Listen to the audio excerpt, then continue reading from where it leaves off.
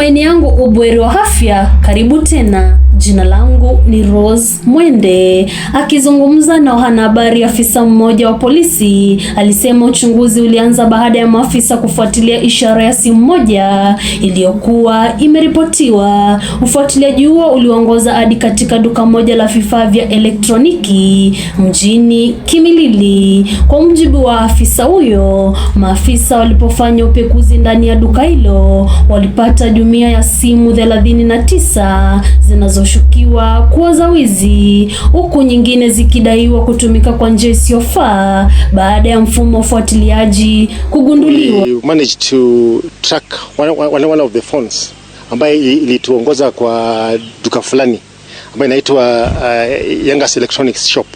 It was near the stage.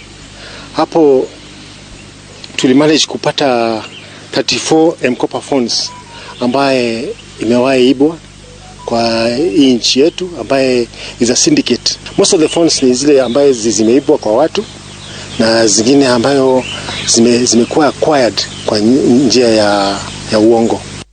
Washukiwa hao waliwekwa kizuizini huku uchunguzi ukiendelea kubaini chanzo cha simu hizo za iwapo kuna watu wengine waliohusika katika mtandao huo wa uhalifu. Ripoti kutoka Radio Simba, jina langu ni Rose Mwende.